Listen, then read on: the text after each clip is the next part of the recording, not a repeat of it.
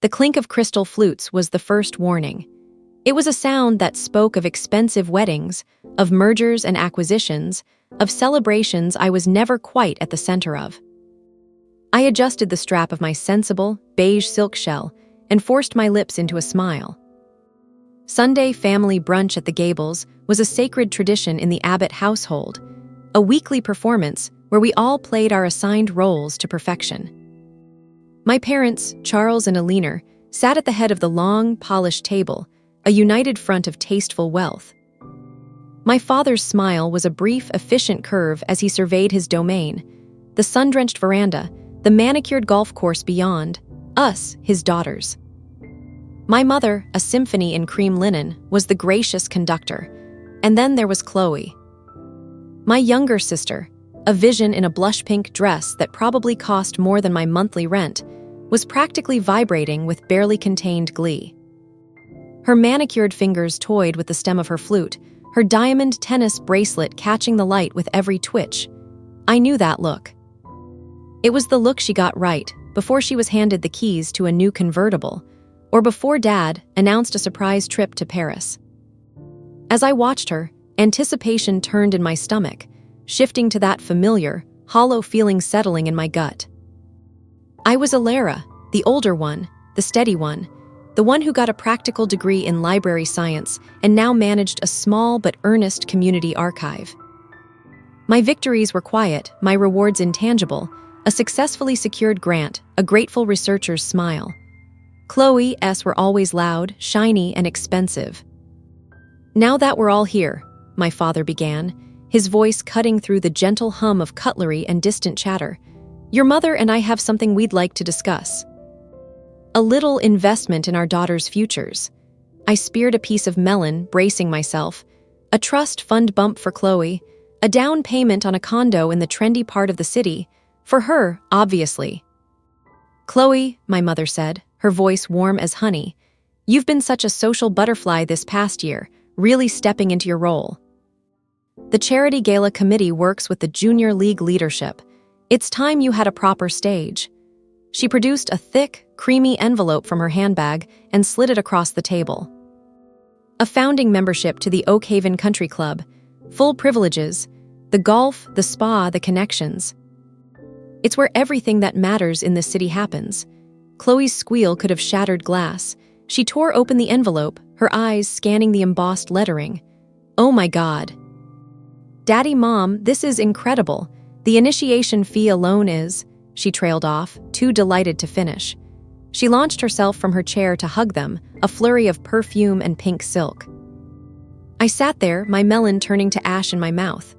Oakhaven, the ultimate symbol of an entrenched, old-money society, a world of golf handicaps and debutante balls, of whispered deals on the back nine.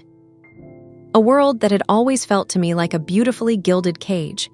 Yet, the sheer magnitude of the gift, a six-figure investment in Chloe's social capital, stung. It was a declaration, louder than any words, of whose future they were truly betting on. And for you, Elara, my father said, turning his calm, blue-eyed gaze on me. His tone was different. Not the booming pride reserved for Chloe, but something more measured, almost speculative. He didn't reach into a bag. Instead, he nodded to my mother, who produced a second item. Not a thick envelope, but a single rectangular slip of paper, which she placed carefully beside my water glass. It was an airline ticket. One way, New York to London Heathrow.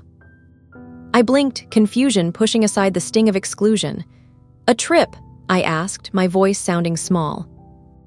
Disappointment threatened to embarrass me. A consolation prize. A week in London to tour museums while Chloe built her empire at Oakhaven. Not exactly a trip, my mother corrected, a strange, unreadable glint in her eye. More of a delivery, a family obligation, really. My father took over. You recall your great-aunt Maud? A vague memory surfaced. Maud Abbott, my grandmother's elder sister, the family ghost story. She'd left Connecticut decades ago after some scandal too hushed up for my generation to know, married a minor English aristocrat with a crumbling estate, and had lived there ever since, a recluse. We received a stiff, formal Christmas card every year, signed with a fountain pen. She was a figure of pity and faint ridicule in my parents' stories, the one who'd chosen moldy dignity over solid American prosperity. "She passed last week," my father said, with no particular sadness. "Quite peacefully, we're told. The lawyers contacted us. She's left a few personal effects to the family. Someone needs to go and sort through it all, deal with the solicitors, and close up the estate, ship back anything of minor value." He made it sound like taking out the trash, a tedious chore. "We thought of you, Elara," my mother added, sipping her mimosa. "You're so good with old things, and so independent. It's just for a few weeks. We've booked you a modest B&B in the village. Consider it a working holiday." The contrast was so brutal it was almost funny. Chloe got the keys to a kingdom. I got a one-way ticket to clean out a dead relative's attic. The message was crystal clear. Chloe's life was here at the vibrant center. Mine was disposable, an errand to be run on the other side of the ocean. I looked at the ticket. The departure was in 3 days. A surge of something hot and rebellious rose in my chest. It was indignation, yes, but beneath it, a flicker of wild, unexpected relief. An escape. From these brunches, from the constant comparison, from the weight of their expectations I could never seem to meet, I picked up the flimsy paper. It felt insignificant compared to Chloe's heavy parchment, but it was a ticket out. "Okay," I said, my voice surprisingly steady. "I'll go." The English countryside in late autumn was a watercolor painting bleeding into gray. The village of Little Pemberton was a cluster of honey-colored cottages nestled in a damp green valley. The B&B, the Fox and Hound, was as quaint and chilly as promised. My room smelled of lavender polish and faint damp. It was a universe away from the sterile, sun-drenched opulence of Oakhaven. Haversham Hall was another universe entirely. It wasn't a grand palace, but a sprawling, sagging manor house of mellowed stone, covered in ivy that had turned a fierce, bloody red. Several chimneys smoked lazily into the low sky. It looked less like a stately home and more like a large, sleepy animal hunched against the earth. The solicitor, Mr. Thorne, a man who seemed made of dust and tweed, met me at the heavy oak door. "Miss Abbott," he intoned, "welcome, a sad business. Lady Maud was a singular woman." He led me through rooms that were a beautiful, melancholic mess. Grand, faded tapestries fought for space with precarious stacks of books. Dust motes danced in the slants of light from mullioned windows. The air was a complex perfume of old paper, wood smoke, and beeswax. It wasn't decaying, it was dreaming. For a week, I did the dutiful work. I cataloged china, sorted through drawers of yellowed linens, made piles for charity, for shipment, for discard. I found no hidden vermeer, no stash of gold sovereigns. Just the quiet, accumulated detritus of a long, solitary life. I began to feel a strange kinship with Great Aunt Maud. She, too, had been shipped off, removed from the main Abbott narrative. Had she felt like an errand? Or had she, in this quiet, book-filled chaos, found a freedom my family could never understand? On the 8th day, prying open a stuck drawer in a vast, carved desk in the library, I found it. Not at the front, but tucked right at the back, behind a false panel that gave way with a soft click. It was a box, not of jewels, but of letters. They were tied with a faded blue ribbon, the paper thick and expensive. And atop the bundle lay a single, heavier envelope, sealed with a crest in crimson wax. It was addressed, in a fine, spidery hand, to Miss Elara Abbott. My heart hammered against my ribs. I broke the seal. "My dear Elara, if you are reading this, then you have proven yourself to be the one with the curiosity to look beyond the obvious. I have followed your path from a distance, through the tedious Christmas newsletters your mother sends. I see a mind they do not appreciate, a spirit they try to temper. They sent you here as a secretary to the past. I invite you to be its archaeologist. The letters in this box are not mine. They belong to another Elara Pembroke, my husband's great-great-aunt. In 1862, at the age of 24, she disappeared from Haversham. The family story was that she ran off with a traveling actor, a scandal buried quickly. These letters suggest a different story. They are addressed to her from a man who signed himself only as R. They speak of meetings in the orangery, of shared secrets, of a love that was a dangerous and glorious secret. The final letter is a plea. Meet me at the Standing Stone on the high moor at midnight. The carriage will wait. Your future, our future, begins tonight. She was never seen again. I spent 50 years in this house, Elara, feeling her presence in the shadows of the library, in the chill of the long gallery. I believe she meant to go. I believe something went terribly wrong. The Standing Stone still stands on Blackthorn Moor. The orangery is the East Wing Conservatory, now overgrown. I lack the strength, and frankly, the courage to seek the truth. But I have a sense about you. You are an archivist of souls, not just papers. Find her. Give her story an ending, and in doing so, perhaps you will find the beginning of your own. Yours in spirit, Maud. The letter fluttered in my trembling hands. The dusty chore was gone, replaced by a pulsing, living mystery. My family thought they'd sent me to close a drawer. Instead, Maud had handed me a key. I spent the next 2 days devouring the letters. Elara Pembroke's voice leapt from the page, vivid, passionate, intelligent, stifled by the rigid conventions of her time. R was her intellectual equal, her emotional refuge. Their love was a secret rebellion. The final meeting was set for a night of a great storm, according to the dated letter. The local village archive, a tiny room above the pub, yielded a crumbling newspaper from October 1862. A brief notice. Miss Elara Pembroke of Haversham Hall reported missing by family. Foul weather suspected. Search parties yielded no trace. Below it, a smaller, more intriguing snippet. Noted antiquarian and historian, Professor Alastair Radcliffe, concludes his survey of Neolithic sites in the region and departs for London. Radcliffe. Are the pieces clicked? This was no tawdry elopement with an actor. This was a planned escape with a respected scholar, thwarted by something.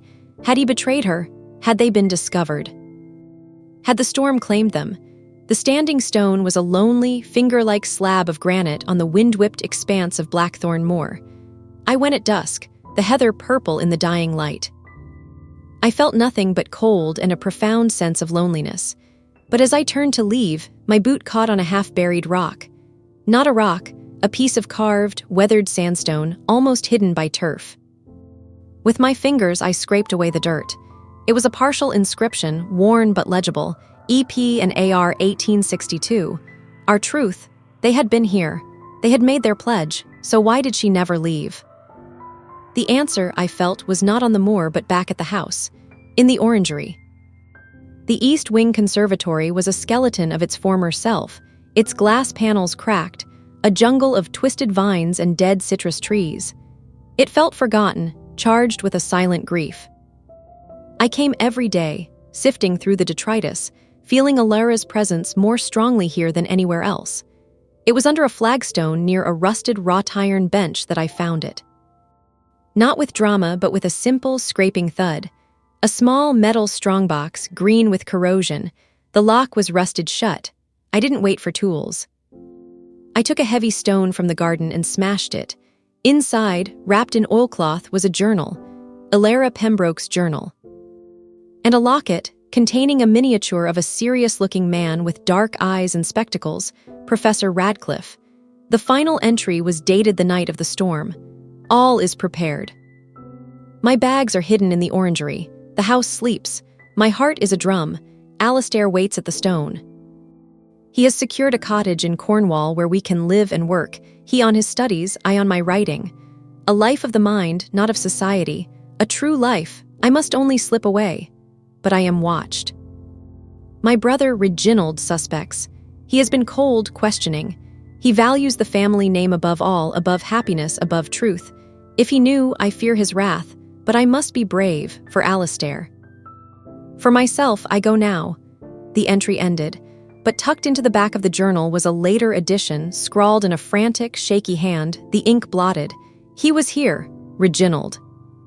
He confronted me in the orangery. He had intercepted a note. He called Alastair a fortune hunter, a defiler. I pleaded. I told him it was love, it was my life. He struck me. He said I would never shame the family. He said he would deal with Radcliffe himself. He locked me in the old ice house. I can hear the storm. It is so cold. I hear voices, his and others. A carriage on the drive. Oh God, Alistair, do not come to the house.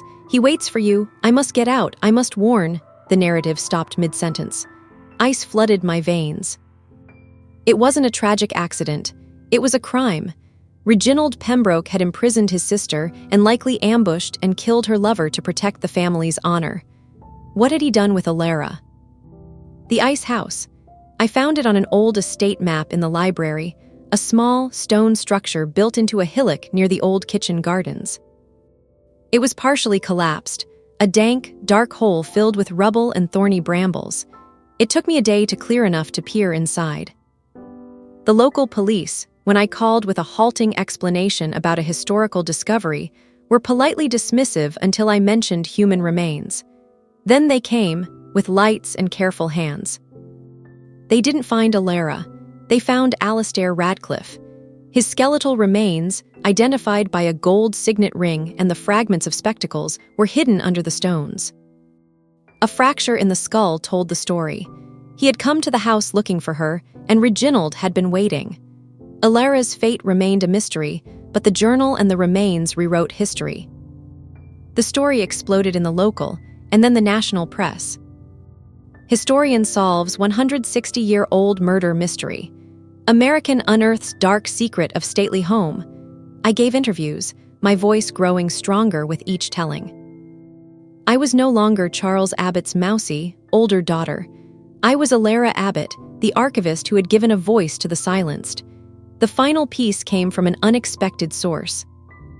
A descendant of a former Haversham housemaid, hearing the news, came forward with a family diary. It spoke in hushed terms of the wild, sad Miss Elara, who was sent away to a remote convent in Scotland after the business with the professor, declared mentally unstable by her brother. She had lived there for another 50 years, never speaking, a ghost in life before becoming one in death. She had never stopped loving Alistair and had died with his name on her lips. I had found her ending. It was tragic, but it was the truth. And in finding it, I had forged my own beginning. The return flight to New York was a different journey. I wasn't the same woman who had left. In my carry-on was Maud's letter, Elara's journal, and a clarity I had never possessed. My family, of course, had seen the news.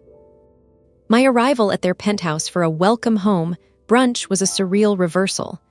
Chloe looked at me with a new, wary curiosity. My mother's hug was stiff, her eyes scanning me as if for damage. My father cleared his throat as we sat down. "Quite the adventure you had, Elara," he said, pouring coffee. "A bit macabre, all that business with bones, but I suppose it's put Haversham on the map." The Historical Society is thrilled, might even increase the value of the few bits we inherited. They still saw it through the lens of property and perception.